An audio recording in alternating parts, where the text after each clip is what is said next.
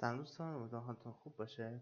تو این جلسه قصد داریم در مورد ملودی پد صحبت کنیم که اصلا ملودی پد به چه صورته و شما اصلا باید ملودی پد رو چطور بنویسید. ببینید، ملودی پد همون هارمونی شماست، نقشه راه شماست برای اینکه بتونید سایر ملودی ها رو از داخل هارمونیتون در بیاریم و بتونید توی موسیقی استفاده کنید. برای این کار شما باید تئوری موسیقی بلد باشید. باید تئوری موسیقی بلد باشید و بدونید توی چه گامی قرار شما ملودی پد رو بزنید و هارمونیتون رو داشته باشید. خب برای این کار شما نیاز نیست که حتما همه گام ها رو بلد باشید و بشناسید، اما اگه بلد باشید خیلی خوب. خب یه قسمت این بالا داره که 3 نقطه است، بغل آهنرباه. این رو که میزنید انواع گام ها رو بهتون نشون میده، از مینور گرفته تا ماژور. ما به همش نیاز نداریم، شما فقط به همین ماژور و مینور نیاز دارید. خب و میتونید روی کلیک کنید و تو هر گامی مثلا بخواید میتونید ملودی پدتون رو بنویسید. برای مثال من از گام ای ماژور شروع میکنم. ببینید گام ای ماژور تقریبا همچین توالی داره. خب به شمال E, F دیез, G دیез, A, B, C دیез و D دیез هستش. خب ما اینو گسترش میدیم برای اینکه بخوایم ملودیمون کامل کنیم و من اینو به پایینم انتقالش میدم و دوباره به پایینم انتقالش میدم. خب اینجا. خب الان تقریبا نوتایی که توی توالی نوتی که توی گام ای ماژور هستش، می ماژور هستش، میتونید ببینید و ازش الگو برداری کنید. خب من شروع میکنم ملودی پد رو مینویسم. اولین ملودی، اولین نوتی که شما استفاده میکنید نشون میده که معمولا اون گامتون، اون ملودیتون، اون پدتون تو چه گامی هستش.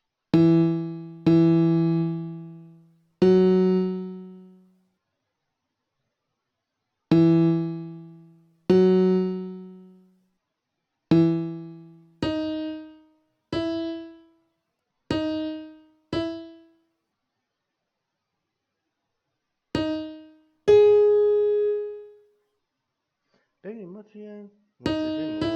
ما توی موسیقی کلا یه قانونی داریم به نام قانون 135.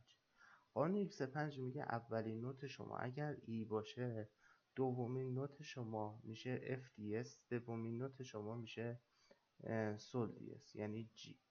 خب 135 هم همینه، میگه اگه اولین نوتتون ای هستش، خب سومین نوت رو میتونید انتخاب کنید برای اینکه سومین نوت با اولین نوت صدای قشنگی ایجاد میکنه. خب من این استفاده میکنم تفاوتشون شما ببینید. اولین نوت اینجا باشه، دومی اینه، سومی اینه، اولی اینجا، دومی اینجا، سومی اینه. ببینید، بشنوید، ببینید به چه صورت شد. من این رو خاموش کنم.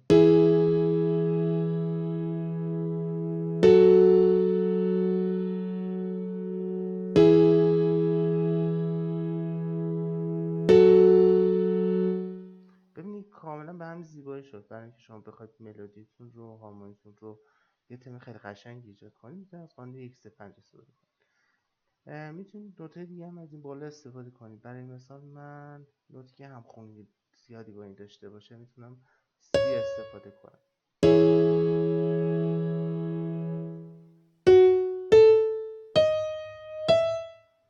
میتونم نوت ای رو این بالا استفاده کنم.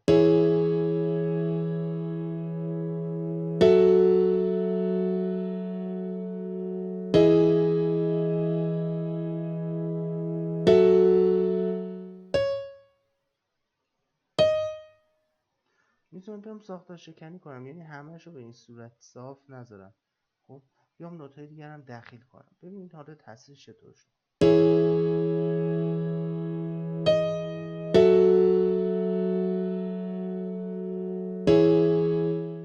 خب ببینید ما میخوایم این قسمت با این قسمت متفاوت باشه، برای همین میتونیم از نوت‌های دیگه هم استفاده کنیم.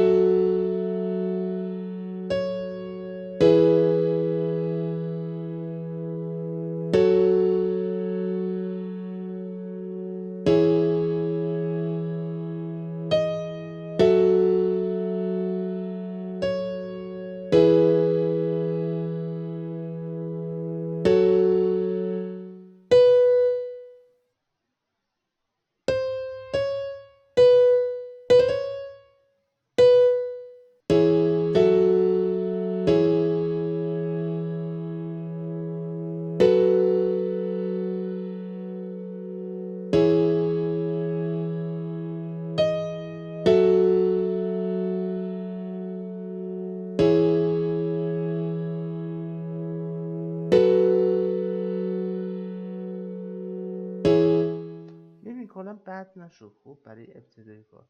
اما کلا نوشتن ملودی پد به این صورت، یعنی شما بیاید توی گامی که دارید نوتایی که با هم دیگه صداهای زیبایی ایجاد میکنن رو انتخاب کنید و روی اون عملیات انجام بدید. یعنی بشین آکوردتون رو بنویسید با صبر و حوصله و یه تم قشنگ ایجاد کنید. حالا من دوباره این کار میکنم ببینیم که به کجا میرسه.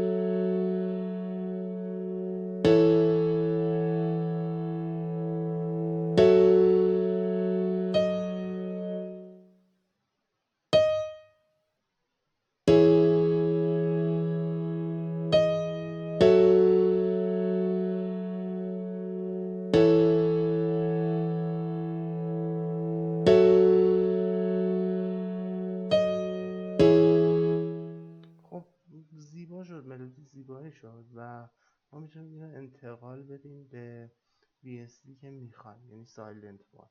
چون بیشتر حالا نوتایی که به نظر من مثل پد هستن، مثل لید هستن رو اگر با سایلنت وان بسازید خیلی صدای زیبایی ایجاد میکنه. البته اسپایر هستش، سرم هستش، VST خیلی خوبی هستن، اما من به شخص از سایلنت استفاده میکنم و باش راحتم. حالا من بیکر گوش بدید به چه صورت شد.